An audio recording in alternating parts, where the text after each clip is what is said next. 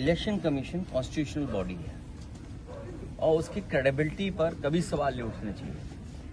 लेकिन इधर हम लोग देख रहे हैं, जब से भारतीय जनता पार्टी की सरकार बनी है, इलेक्शन कमीशन निष्पक्ष काम न कर करके भारतीय जनता पार्टी के इशारे पे काम कर रही है।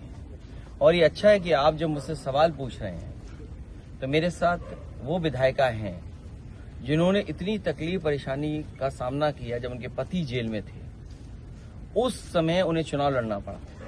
पहला सवाल तो ये था कि सदस्यता बीजेपी ने ली और उसके बाद जब चुनाव बाई इलेक्शन हुआ, भारतीय जनता पार्टी जो जो कर सकती थी उन्होंने एडमिनिस्ट्रेशन के माध्यम से और इलेक्शन कमीशन के माध्यम से किया और किसी भी शिकायत का उन्होंने न संज्ञान लिया न कार्रवाई की।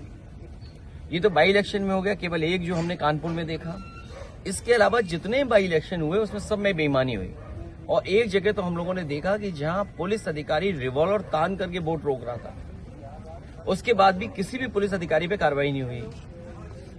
कुंदरकी के चुनाव में पुलिस के लोगों ने ड्रेस बदल करके, प्राइवेट ड्रेस पहन करके वोट डाले हैं और उसका परिणाम यह हुआ कि सीसीटीवी की फुटेज किसी को नहीं दी जाएगी। इलेक्शन कमीशन ने ये नियम बनाया है। तो आखिरकार इलेक्शन कमीशन उत्तर प्रदेश में किसके कहने पे काम कर रहा था?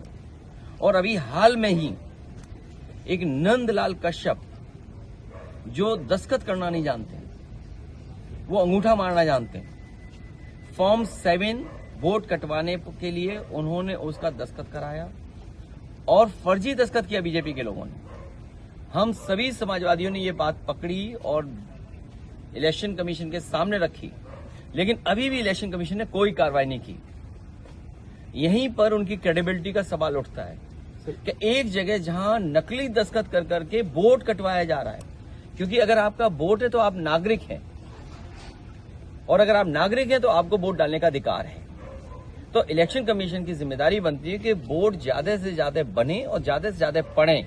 लेकिन ये इलेक्शन कमीशन बीजेपी के इशारे पर आज टेक्नोलॉजी का इस्तेमाल कर करके किस बूथ पर वोट कटना है, किस समुदाय का वोट कटना है, वो पूरा मैपिंग करके वो पूरा।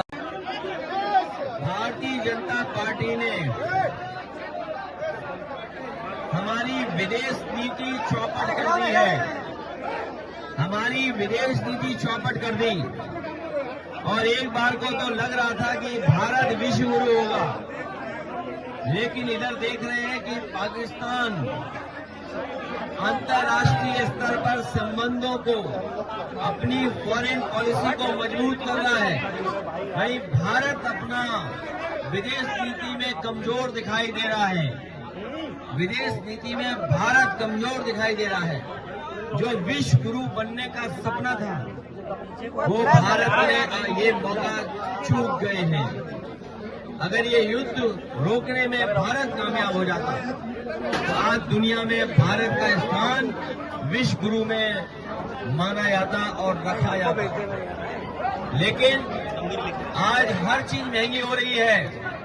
एलपीजी नहीं, ये लापता गैस है और सिलेंडर को जब नापोगे आप, वजन लोगे तो कम निकलेगा। जैसे खाद की बोरी में चोरी, वैसे ही लाल वाले सिलेंडर में चोरी हो रही है। भ्रष्टाचार बढ़ा है, बेईमानी बढ़ी है और किसानों की आय दोगुनी करने का वादा भी इनका वादा नहीं रहा, इन्होंने धोखा दिया है। लेकिन इस बार हम सब लोग मिलकर के भारतीय जनता पार्टी को सबक सिखाएंगे।